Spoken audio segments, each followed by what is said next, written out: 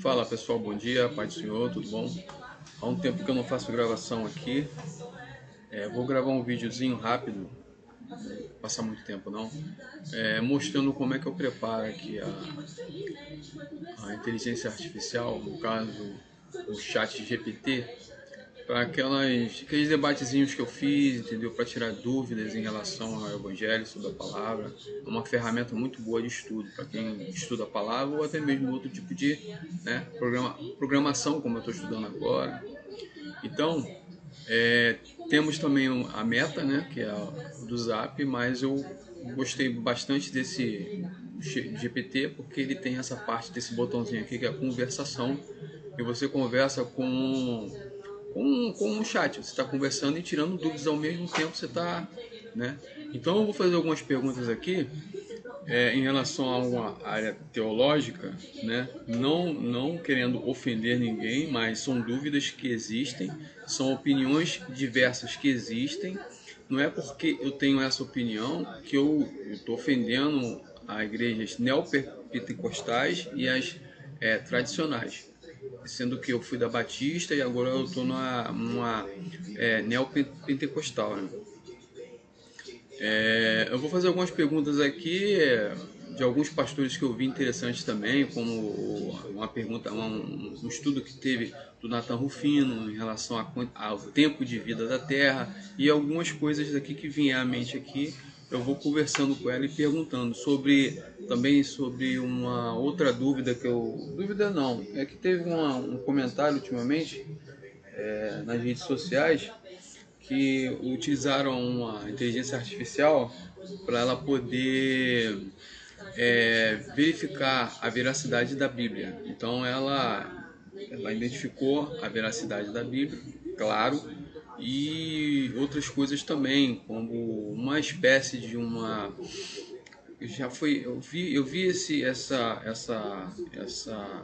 estudo há alguns anos atrás, há mais ou menos uns 10 anos atrás, sobre o código da Bíblia, né? Um pastor que pregou que o que era necessário para concluir esse código da Bíblia era exatamente um computador avançado. Eles pegavam a Bíblia, os Pentateucos, né, os 5 primeiros livros.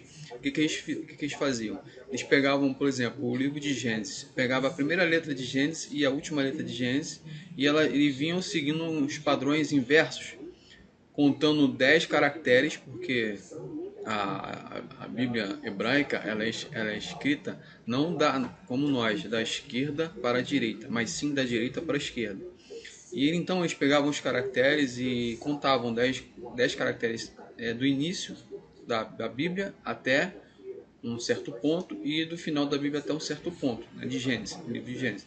Então eles pegavam ali e existiam letras que, contando de 10 em 10, formavam palavras, e 10 palavras formavam até frases, falando sobre coisas que aconteceram, deixaram de acontecer. Então eu vou fazer essas perguntinhas aqui. Senti de Deus fazer esse videozinho aqui, já vinha pensando nisso já. Então um vídeo rápido, umas perguntinhas rápidas aqui. Vamos começar a conversar com ela aqui. Alô Gui, bom dia. São 4h13 da manhã. Bom dia. Pois é, tô aqui, pode falar. Se precisar de alguma coisa agora, ou tiver algum ajuste ou nova tarefa, é só me dizer. Gui, eu gostaria que você calculasse para mim o período de Adão. Vamos conversar sobre a palavra, tá? Lá em Gênesis. De Adão até Noé. Claro, a gente pode calcular esse período com base nas idades que a Bíblia menciona. Em Gênesis há uma lista das gerações. Eu posso somar as idades de Adão até Noé? Você tem algum detalhe específico que gostaria de saber, como o número exato de anos, ou só uma visão geral? Número exato de anos.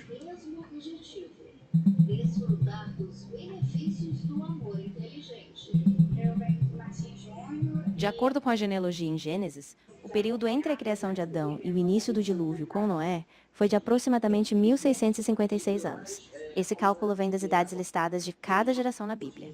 Se quiser, posso detalhar as idades individuais de cada geração. Você pode colocar por escrito, por favor, digitalizado aqui embaixo? Com certeza. Vou listar a sequência de gerações com as idades, como aparece em Gênesis. Me dá só um minutinho e eu coloco tudo aqui no texto, certinho para você. Ok.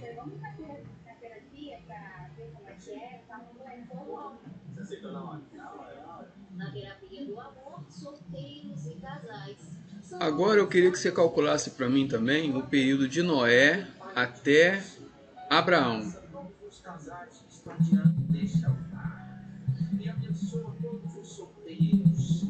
De acordo com a cronologia tradicional baseada em Gênesis, o período entre o dilúvio, com Noé, até a imigração de Abraão de Harã, dura aproximadamente 422 anos e alguns dias. Se você quiser, posso detalhar as gerações individuais para explicar o cálculo. Pode fazer isso.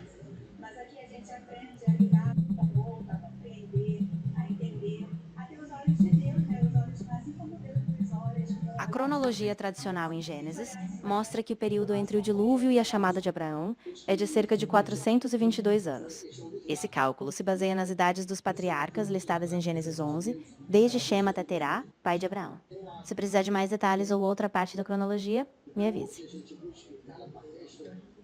Até agora, você pode colocar esse cálculo aqui para mim, por favor? Claro, vou detalhar aqui. O período de Adão até Noé é de 1656 anos e o período de Noé até Abraão é de 422 anos. Assim, somando os dois, a cronologia total do nascimento de Adão até a chamada de Abraão é de 2078 anos. Se precisar de mais algum detalhe ou outra parte da cronologia, me avisa. Agora eu gostaria que você colocasse de Abraão até a época do exílio de Israel.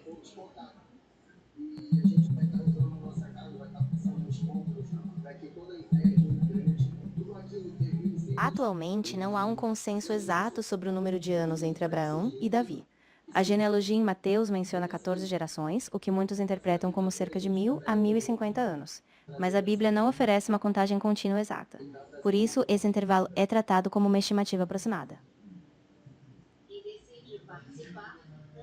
E dessa data até Jesus,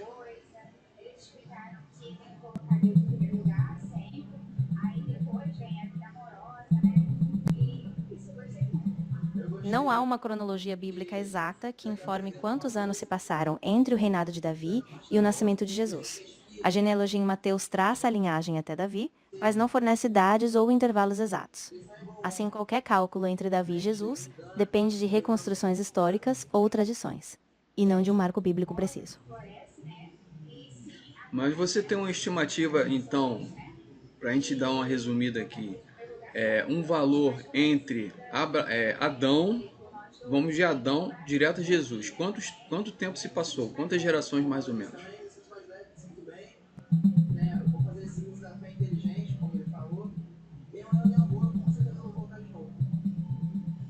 De acordo com estimativas tradicionais baseadas nas genealogias bíblicas, o intervalo entre Adão e Jesus é de aproximadamente 4.000 anos. Algumas reconstruções mais amplas, como a do Crônicon de Jerônimo, chegam a cerca de 5.199 anos. Mas a estimativa mais comum aceita algo em torno de 4.000 anos, embora existam variações dependendo das fontes e das traduções. E de Jesus para nós, quanto tempo se passou?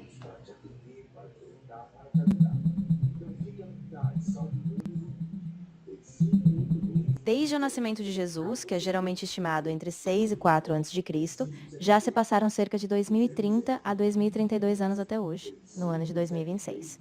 Essa é uma estimativa comum usada pelos estudiosos com base na cronologia tradicional. Somando todos esses valores até o dia de hoje, quanto daria mais ou menos? Claro, vamos somar. A partir de Adão até Jesus, temos aproximadamente 4.000 anos. De Jesus até hoje, uns 2.030 anos. Somando, dá cerca de 6.000 anos no total.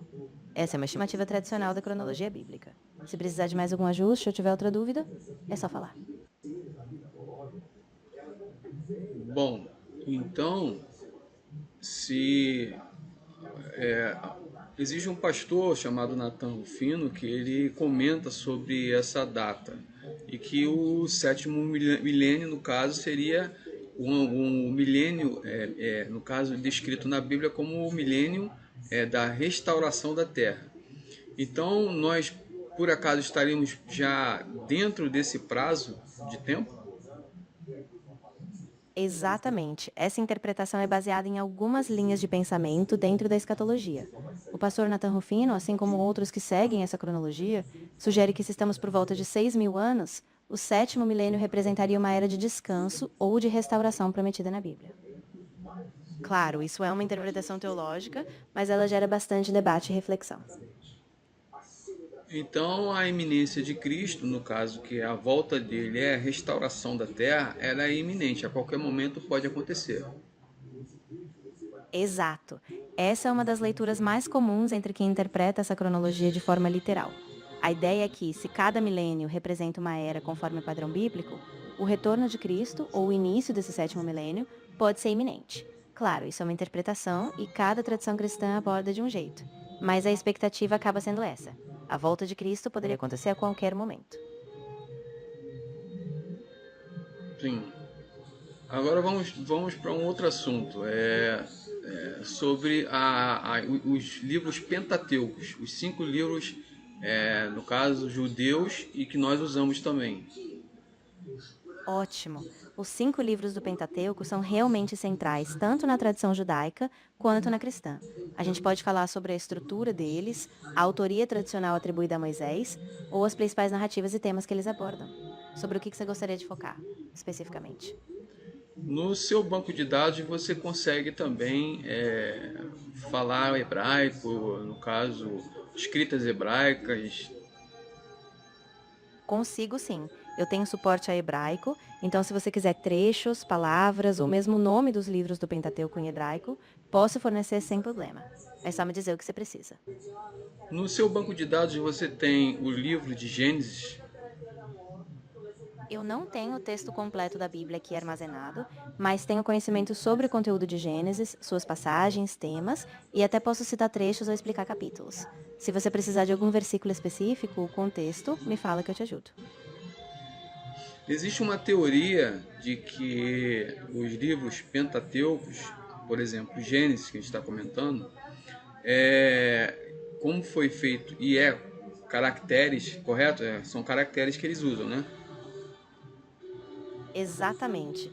Existe uma teoria chamada de documento Q, ou a hipótese documental, que sugere que o Pentateuco foi formado a partir de várias fontes, diferentes, incluindo tradições orais e características de escrita específicas.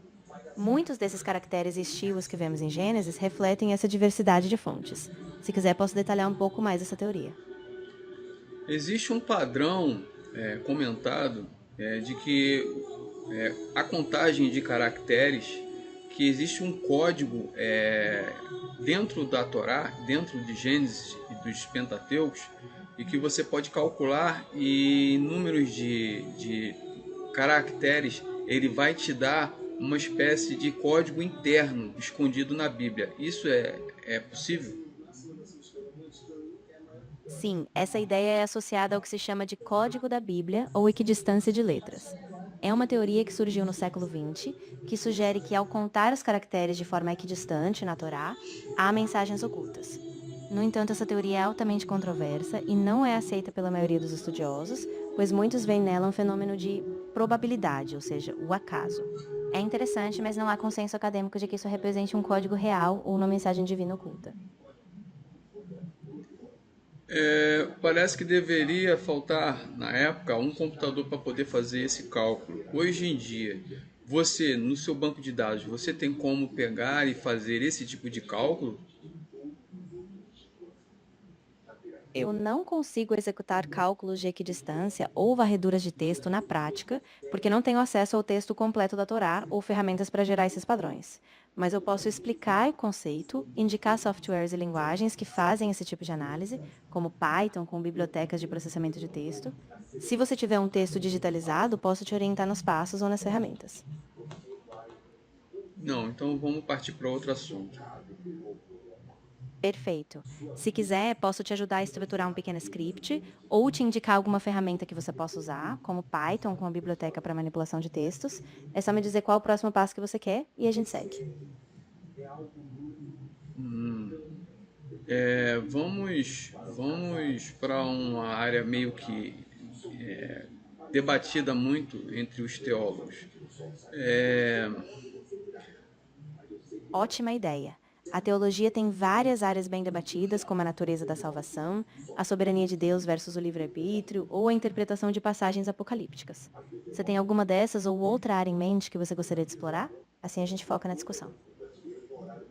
Existem duas linhas de pensamento. Uma linha de pensamento de que, como nós sabemos que no Velho Testamento, quando você adorava uma imagem ou alguma coisa que não seja Deus, era pecado, correto? Exatamente. Na tradição do Antigo Testamento, a idolatria é vista como um dos pecados mais graves, porque desviava o povo da adoração exclusiva a Deus. Agora, a discussão teológica surge quando a gente pensa, por exemplo, na adoração a imagens ou símbolos hoje. Alguns argumentam que a proibição da idolatria era específica para o contexto de Israel, enquanto outros mantêm a ideia de que a adoração a qualquer coisa além de Deus continua sendo um desvio grave. É um debate bem rico. A partir do momento da vinda de Cristo, ele é o centro e único foco do cristão, no caso do antigo judeu, que passou a ser agora a igreja. Exatamente. A partir da vinda de Cristo, ele passa a ser o centro da fé cristã. A igreja, que se origina entre os judeus e se expande para os gentios, passa a enxergar Jesus como a revelação plena de Deus. Por isso, a adoração, o culto e a centralidade na fé são focados nele, não mais em práticas ou imagens do passado, mas na pessoa e obra de Cristo. Mesmo respeitando as denominações, que religião, a palavra religião é religar com Deus, correto? Exatamente. A palavra religião vem do latim religare, que significa ligar novamente ou reconectar com Deus. Então, nesse sentido, todas as tradições, mesmo com diferenças doutrinárias, buscam essa conexão com o divino, e as denominações, apesar das suas expressões e ênfases diferentes, compartilham essa busca pela fé. Então, respeitando as denominações, nós podemos dizer que adorar qualquer tipo de objeto ou imagem é pecado, correto? Exatamente. Na maioria das tradições cristãs, a adoração deve ser direcionada exclusivamente a Deus, e qualquer tipo de culto ou veneração a objetos, imagens ou intermediários é visto como idolatria. Dentro Existe, existe alguma passagem bíblica que possa apoiar o contrário? Sim, existem algumas passagens que são interpretadas de forma diferente. Por exemplo, em Êxodo 25, Deus ordena a construção de símbolos, como a arca e querubins, mas sempre com a instrução de que eles servem como sinais de Deus, não como objetos de adoração. Outro exemplo é a serpente de bronze, em Números, que foi uma bênção, mas depois o povo começou a adorar. Então a interpretação depende bastante do contexto, mas, de modo geral, as passagens mais fortes continuam apontando para a adoração exclusiva a Deus. Deixa eu ver, eu posso te perguntar. Você tem alguma questão nessa área também que possa estar falando sobre isso? Tenho sim. Por exemplo, o pastor John Stott, que é bastante respeitado, argumentava que no Novo Testamento a adoração a Cristo não é uma repetição da idolatria do Antigo Testamento, mas uma nova forma de se relacionar com Deus. Da mesma forma, teólogos como N.T. Wright também destacam que a centralidade de Cristo redefine o culto. Então a discussão gira justamente em torno de como o foco em Cristo transforma o sentido da adoração. Com todo respeito à denominação católica, que eu fui católico também, o fato deles adorarem, no caso, não, alguns dizem que não adoram, mas existem outros que já dizem que adoram, né? Que, no caso, despreendem a sua fé a santos. Eles estão, por acaso, errados nesse ponto? Essa é uma questão bem complexa e tem sido debatida ao longo dos séculos. A Igreja Católica, em sua doutrina oficial, distingue entre adoração, que é devida a Deus, e veneração, que é direcionada a santos e imagens.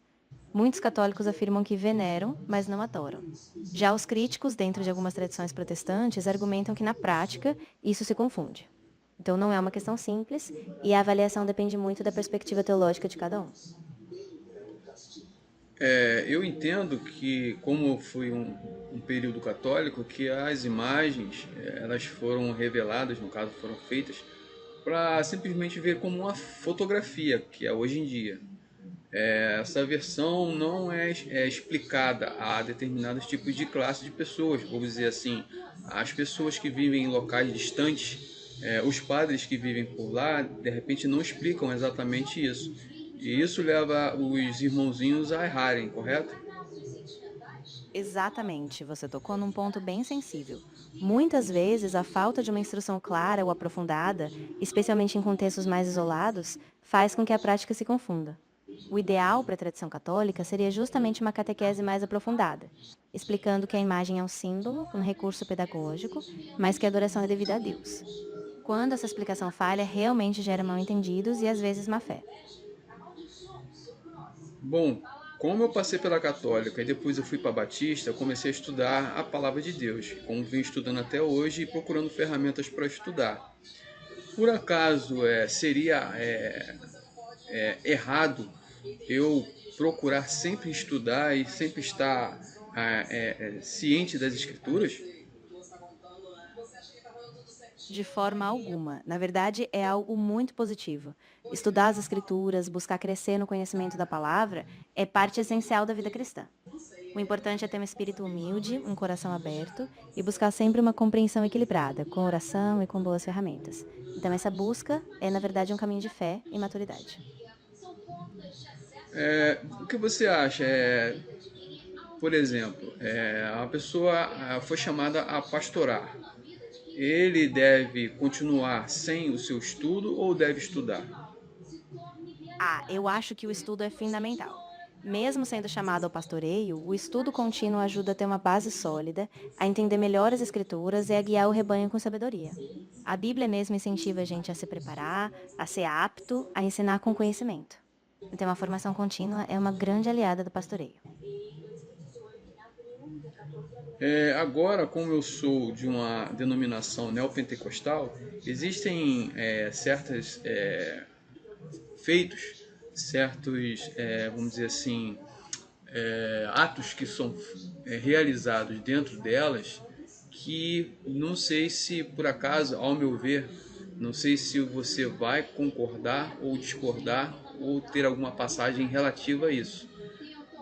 Algumas práticas que são realizadas ali dentro, que elas são criadas no nosso século agora. Você pode citar algumas delas? Com certeza. Algumas práticas que surgiram mais recentemente em denominações neopentecostais incluem, por exemplo, a chamada teologia da prosperidade, o uso de campanhas de fé ou de decretos, além de práticas como o sopro profético ou o sacrifício financeiro.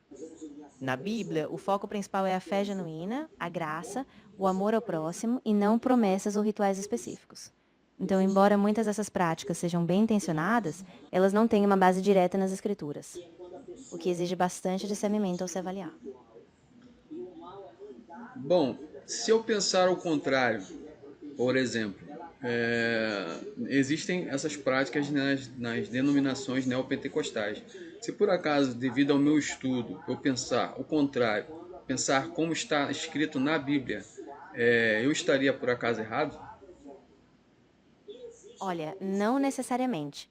O estudo pessoal com base na palavra é um valor muito importante. Se ao analisar a Bíblia você percebe que algumas práticas não têm apoio bíblico ou estão em descompasso com o ensino das Escrituras, você não estaria errado por buscar esse alinhamento. O ideal é sempre ter humildade, buscar a orientação de bons mestres, de pastores de confiança e seguir com o coração aberto, mais ancorado nas Escrituras. Bom, você tem algum assunto assim que a gente possa comentar a mais? Com certeza. A gente pode falar, por exemplo, sobre escatologia, a questão da fé e obras, ou até mesmo o papel do Espírito Santo na vida do crente. Se tiver algum tema específico que você queira explorar mais, me diz que a gente aprofunda. Ah, sim, na questão do batismo, no caso do batismo do Espírito Santo, que é visto muito nas neopentecostais, biblicamente, uma pessoa ela é batizada com o Espírito Santo no momento que ela crê, as Escrituras confirmam quando ela crê na palavra, ou apenas depois, por algum ato de somente em falar em línguas. Essa é uma das grandes discussões teológicas. Muitas tradições, inclusive algumas protestantes tradicionais, veem o batismo no Espírito como algo que ocorre no momento da fé, quando a pessoa crê em Cristo e o Espírito habita nela. Já nas tradições neopentecostais, muitas vezes se coloca um segundo momento, um batismo subsequente, frequentemente evidenciado pelo falar em línguas. A Bíblia, no entanto, dá ênfase tanto ao fato de que o Espírito é dado no ato da fé, como em Efésios 1:13, quanto a uma busca por dons e uma experiência adicional.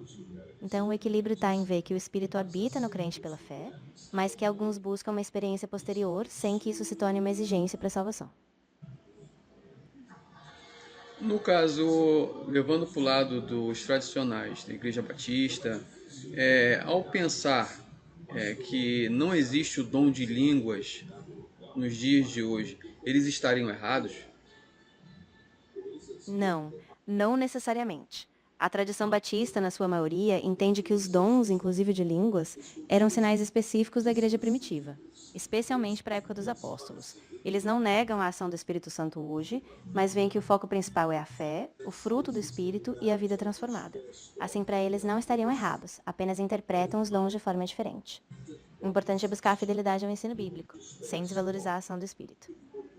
E no lado neopentecostal, o crente, o cristão, que por acaso é convertido e batizado do Espírito Santo, ele é obrigatoriamente necessário falar em línguas? Na teologia neopentecostal, muitos defensores sim acreditam que o falar em línguas é uma evidência inicial do batismo no Espírito. Eles baseiam essa afirmação em passagens como Atos 2, 4. No entanto, há uma divisão entre as denominações. Muitos teólogos e pastores, mesmo na tradição pentecostal, reconhecem que o Espírito pode agir de maneiras diversas e que o falar em línguas, embora comum, não é uma condição absoluta ou obrigatória para a salvação ou para o batismo no Espírito. Hoje em dia a salvação ela é feita, no caso é realizada pela fé em Cristo Jesus, correto? Exatamente. A maioria das tradições cristãs, baseadas no Novo Testamento, afirma que a salvação é um dom de Deus, recebido pela fé em Cristo. Não é por obras, mas pela graça, como Paulo explica, por exemplo, em Efésios 2, 8 e 9. Então, o centro da fé cristã é essa confiança em Jesus e na obra redentora dele. Em relação aos dízimos e ofertas, o que você tem a me dizer sobre isso? Ah, essa é outra questão bem importante. Na tradição bíblica, os dízimos e ofertas surgem como uma prática de gratidão a Deus, um reconhecimento de que tudo vem dele.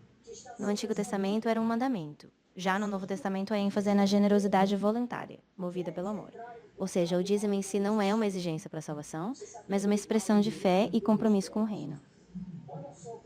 Então não é mais o dízimo, pode ser 2 vezes mais ou menos que o dízimo. Exatamente. No Novo Testamento, a ideia não é um valor fixo, mas uma atitude do coração.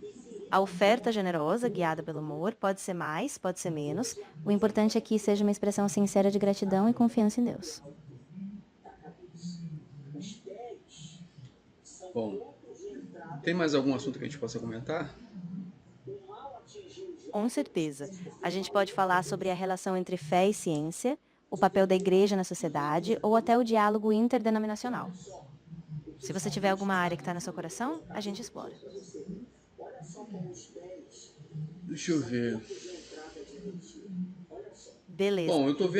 Bom, eu tô vendo aqui na madrugada, no meu trabalho aqui, eu tenho que monitorar aqui o sinal que tem na televisão. Então ele está passando alguma coisa sobre a Igreja Universal, que é uma igreja neopentecostal. Eles têm campanhas aqui, campanhas relativas a dinheiro, campanhas relativas a algum objeto, e etc. Essas campanhas, elas biblicamente são corretas? Essa é uma questão bem sensível. A Bíblia, no Novo Testamento, fala muito sobre dar com generosidade, mas o foco principal é no coração, na gratidão e na fé, não em campanhas ou trocas materiais. Muitas dessas campanhas, especialmente quando prometem riquezas ou benefícios materiais em troca de ofertas, não têm uma base direta nas Escrituras. Por isso é sempre importante avaliar, à luz da Bíblia, da honestidade e da maturidade espiritual, para não cair em manipulações. Por exemplo, essa tal da campanha que existe muito nas congregações neopentecostais de sal, por exemplo, rosas, outro tipo de coisa. Por acaso, a pessoa tendo uma opinião contrária, ela estaria errada? Não, de forma alguma. Ter uma opinião contrária baseada em um estudo sério das Escrituras é totalmente válido. A fé cristã, no seu cerne, é uma busca pessoal e comunitária por seguir a palavra. Se alguém entende que essas práticas não estão bem fundamentadas biblicamente, essa pessoa não está errada. O importante é sempre dialogar com respeito, com base na palavra e buscar maturidade na fé. E nós sabemos disso, se o cristão verdadeiro, sabendo que isso de repente não é agradável a Deus, e ele por acaso comentar e falar, ele estaria errado por isso? Olha, a gente sabe que no Novo Testamento o chamado é para a gente andar em verdade e sinceridade diante de Deus. Se o cristão com consciência percebe que uma prática não agrada a Deus, então ele deve sim se abster. O problema não é só falar ou não, mas agir de acordo com a fé e com a convicção que Deus colocou no coração dele. Aí o arrependimento, o diálogo e a humildade são fundamentais.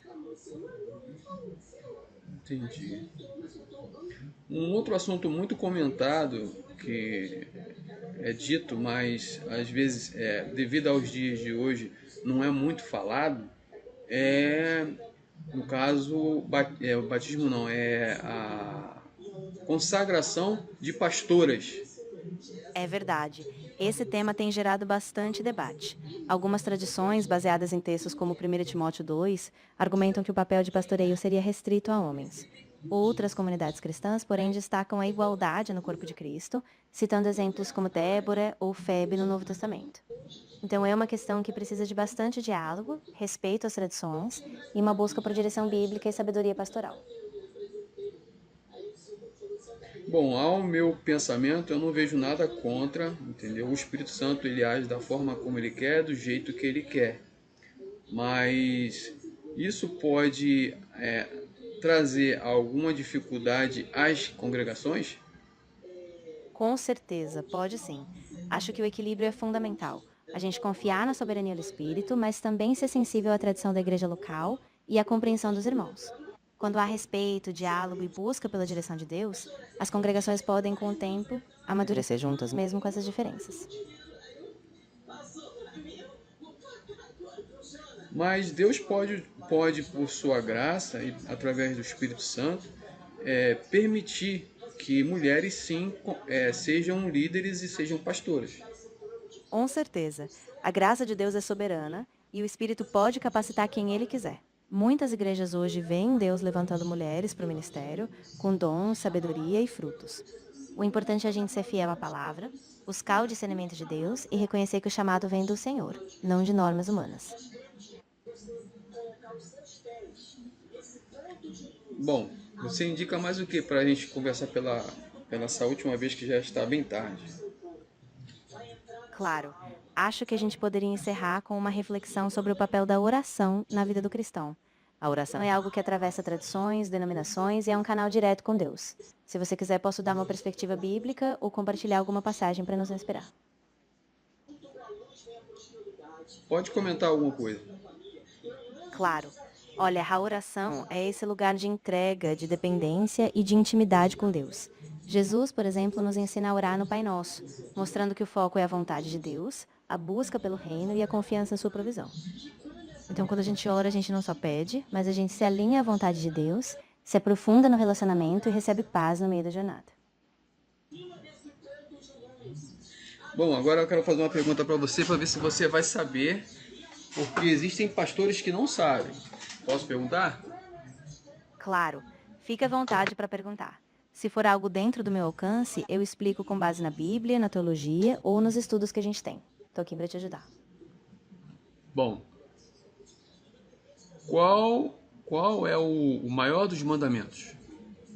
Essa é uma pergunta que Jesus respondeu claramente no Evangelho de Mateus. Ele disse que o maior dos mandamentos é amar a Deus sobre todas as coisas, com todo o coração, alma e entendimento, e que o segundo é amar o próximo como a si mesmo. Toda a lei e os profetas se resumem nesses dois mandamentos. Esses dois mandamentos, eles estão no Velho Testamento, correto? Exatamente. Jesus cita diretamente o Shema, que está em Deuteronômio 6, e também faz referência a Levítico 19. Ou seja, o amor a Deus e ao próximo são princípios centrais tanto no Antigo Testamento quanto reafirmados por Cristo no Novo. E o mandamento novo que ele deu? Essa é a pergunta. Qual foi o novo mandamento que ele nos deu? Ah, excelente pergunta. O novo mandamento que Jesus deu foi que nós amássemos uns aos outros, assim como ele nos amou. Ou seja, é um amor Hum, sacrificial, um amor que vai além, mostrando a marca dos discípulos de Cristo. Está em João 13:34 e é um chamado à radicalidade do amor. você sabia que tem pastores que não sabem isso? Sim, infelizmente, em alguns contextos, o ensino bíblico pode ser superficial ou o foco acaba ficando em outras práticas. Mas, na essência, todo pastor, ao se aprofundar na palavra, deveria conhecer esse mandamento novo, que é o cerne da fé cristã, o amor que reflete o próprio Cristo. Por isso que eu, particularmente, eu bato no martelo em relação ao estudo. Um pastor pode ser chamado hoje, estar pastoreando, mas ao mesmo tempo ele tem que procurar melhorar mais os seus estudos, Exatamente. não é isso? O chamado é só o começo, né? O estudo contínuo, a busca por conhecimento, pela sabedoria bíblica, isso vai garantir que o pastor possa orientar o rebanho com fidelidade, com responsabilidade e com a maturidade que o papel exige. Então, nunca parar de estudar é essencial. Bom, eu acho que a gente já conversou bastante coisa. Não sei se eu tenho mais alguma coisa para te perguntar. O que eu queria mesmo era saber se você poderia calcular, mas você não pode calcular aquelas contas no início que a gente fez, né? Exatamente. Eu não consigo fazer cálculos exatos de equidistância ou analisar o texto com essa técnica.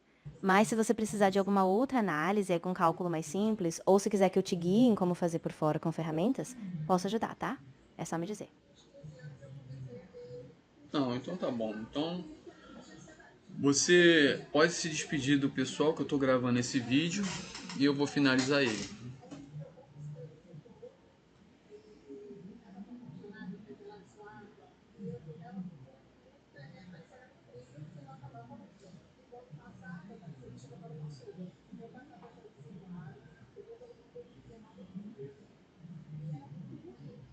Acho que acabou na hora certinha. Parece que só tem uma hora para falar com ela. Eu conversei durante quanto tempo? Não é uma hora não.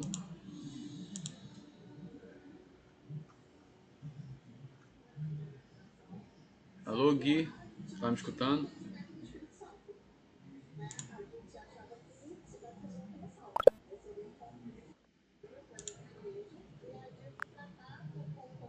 Alô Gui, voltou? Oi, voltei sim. Tô aqui, pode falar.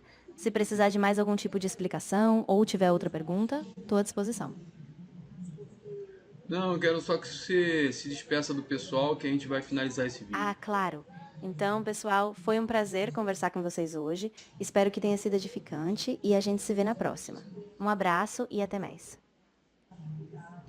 Tchau, Gui.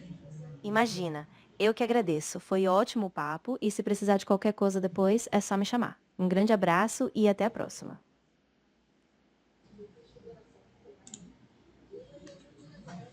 Bom, pessoal, então é isso aí. Esse vídeo vai ficar aí para alguma dúvida, alguma coisa, entendeu? Minha linha de pensamento é: cada um tem a sua forma de pensar, eu tenho a minha forma de pensar, eu respeito, no caso, o que foi comentado aqui, o que foi falado aqui, entendeu? E gostaria também de ser respeitado nas minhas opiniões, né? que infelizmente eu já passei por denominações e já vi outras pessoas passando por esse tipo de coisa, que é muito triste para quem acha que está lá em cima e está falando, entendeu? Do púlpito.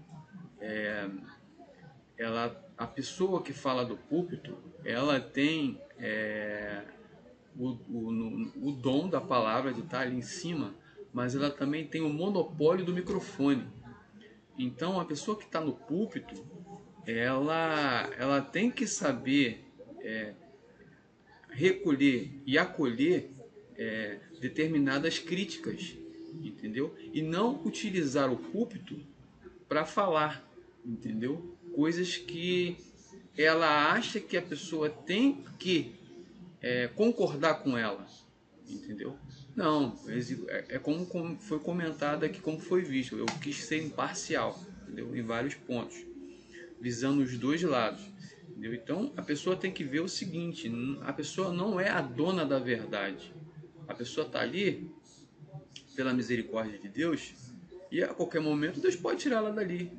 Mas a nossa oração e a nossa petição a Deus é que permaneça firme, assim como nós queremos que nós estamos firmes, né? Pretendemos estar firmes, nós também queremos que a pessoa também esteja firme, né? Fazer igual, me lembrei da uma palavra que o apóstolo Paulo falou aqui, você que esteja em pé, você que está de pé, cuidado para que não caia. Então, a gente está sempre orando pelas pessoas que estão lá de frente, entendeu?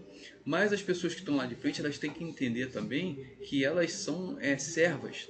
Elas não são... por exemplo, elas estão pastores, elas estão dirigentes, elas estão diáconas, elas estão presbíteras, elas não são... Porque só quem é Jesus, entendeu? Só quem é Jesus. Não afirma, por exemplo, aqui, eu trabalhando na madrugada. Eu estou como controle mestre. Eu não sou o controle mestre. Os meus supervisores, os meus gerentes, eles estão supervisores. Eles estão gerentes. Eles não são. O que pode fazer, o que deixar de fazer, é justamente o dono da empresa, entendeu? A qual você trabalha. Então, dentro de uma congregação, aquele que pode fazer e deixar de fazer é Cristo. Você que está no seu cargo, na sua posição, você estar ali no momento. Mas a qualquer momento você pode sair daí também, entendeu? Então eu acho que tem que haver respeito tanto de quem ouve quanto de quem fala, entendeu? De púlpito e de cadeira. Se você for chamado para o púlpito, se você for chamado a pastoreio, você não pode ficar reclamando, e colocando como se fosse um peso maior de salvação, porque você está ali em cima, entendeu? O que Jesus fez? Jesus lavou os pés dos apóstolos. Então aquele que está ali em cima, ele está ali em cima, mas ele tem que ver que ele está ali para servir, não para ser servido. Então ele tem que também aprender a escutar, entendeu? Opiniões, escutar, até mesmo de irmãos que de repente não sabem conversar, não sabem falar, não tem tipo de educação, né? Até discutir, infelizmente, com irmãos, né? Não é uma discussão de briga, é uma discussão porque o irmão às vezes é uma pessoa ignorante e não tem um conhecimento para poder bater de frente com o que você de repente acha que sabe, né? Você está ali durante um tempo, você vive naquele local, vive naquela, vamos dizer assim, vamos chamar assim, aquela bolha, né? Aquele local ali. Você não conhece o mundo, você não abre o mundo. Por isso que existe o estudo. O estudo não é para isso. O estudo, quem estuda, não é para dizer que sabe ou que é melhor que o outro. Aquele que estuda, ele quer ver o outro estudando como ele também. Para quê? Para que o outro também tenha aquele entendimento, abra aquele leque, aquela visão que ele tem de várias denominações, várias religiões, não, porque a religião é só Cristo. Para mim, só quem religa o homem a Deus é Cristo. Mas denominações, como é que eu vou dizer, a pessoa, infelizmente, vão querer puxar para esse lado de religião, querer religar com outro tipo de forma, ubandista, espírita, kardecista, budista, tanto faz. O cara vai querer ser aquilo ali, o cara vai querer chegar a Deus daquela forma, da forma que ele acha que é. Mas nós que somos cristãos, nós temos que focar no estudo bíblico, focar em estudar, em incentivar os irmãos a estudar, e não chegar e falar assim: ah, tá estudando para quê? Para ser, quer ficar no meu lugar? Não, jamais. Ninguém quer ficar no lugar de ninguém.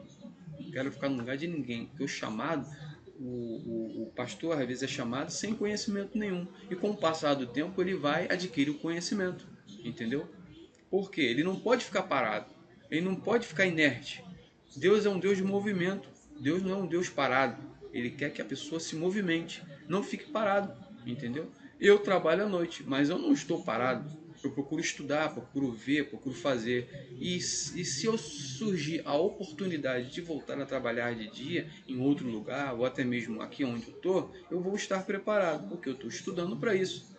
Entendeu? Mesmo que não seja uma área que eu esteja trabalhando no momento, mas quem sabe Deus faz abrir uma porta, Deus faz abrir uma outra função, uma outra situação para me poder passar para o dia ou ir para um outro local que pague mais e da mesma forma que aqui, e não só na vida cotidiana, né, que é o que eu estou falando, mas na vida espiritual também.